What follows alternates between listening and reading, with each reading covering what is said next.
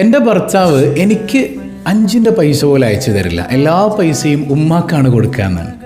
ഭർത്താവിനോട് എൻ്റെ ആവശ്യങ്ങൾ പറയുമ്പോൾ ഉമ്മാനോട് മേടിച്ചോ, ഉമ്മാനോട് ചോദിച്ചോ എന്നിങ്ങനെ പറയാറുണ്ട് എന്നാണ്. അതിനെക്കുറിച്ച് എന്താണ് ഉസ്താദിന് പറയാനുള്ളത്? ഒരു സഹോദരി ചോദിച്ചതാണ്.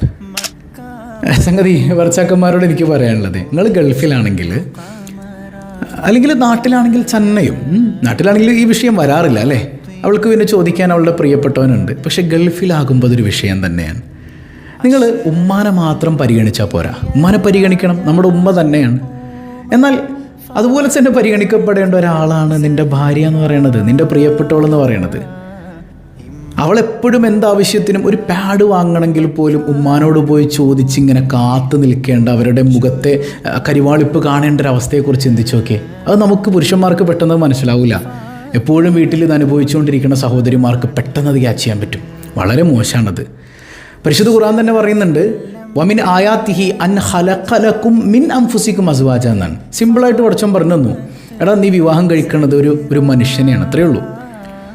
നീ വിവാഹം കഴിക്കുന്നത് ഒരു മനുഷ്യനെയാണ്. ഒരു മനുഷ്യന് കിട്ടേണ്ട ഏറ്റവും വലിയ അംഗീകാരം മനുഷ്യനായി പരിഗണിക്കുക എന്നുള്ളതാണ്. അവളെ നീ ഒരു മനുഷ്യനായിട്ട് പരിഗണിക്കണം, നിൻ്റെ അടിമയൊന്നുമല്ല. ഷീസ് നോട്ട് എ സ്ലേവ്, അവൾ നിൻ്റെ അടിമയൊന്നുമല്ല. അവളൊരു മനുഷ്യനാണ്, അവൾക്ക് ഐഡൻറ്റിറ്റി ഉണ്ട്, അവൾക്കൊരു വ്യക്തിത്വമുണ്ട്. അവളുടെ വ്യക്തിത്വത്തെ നീ മാനിക്കണം.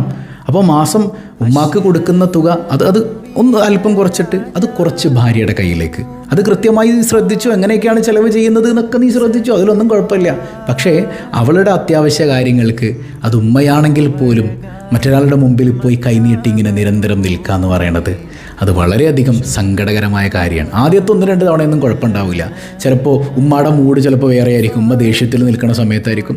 അപ്പോൾ അവൾ എന്ന് പൈസ ചോദിക്കുമ്പോൾ ഉമ്മ മുഖം കറുത്ത് എന്തെങ്കിലും ഒന്ന് പറയും, അത് മനസ്സിലേക്ക് മോശമായി വന്ന് പതിക്കും.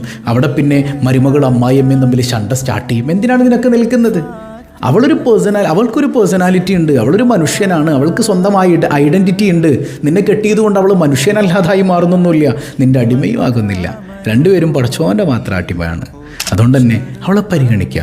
അവൾക്ക് എന്തെങ്കിലും കയ്യിൽ പൈസ എല്ലാ മാസവും നീ കൊടുക്കുക, അത് നിർബന്ധമെന്നോണം നീ പരിഗണിക്കേണ്ടതാണ്.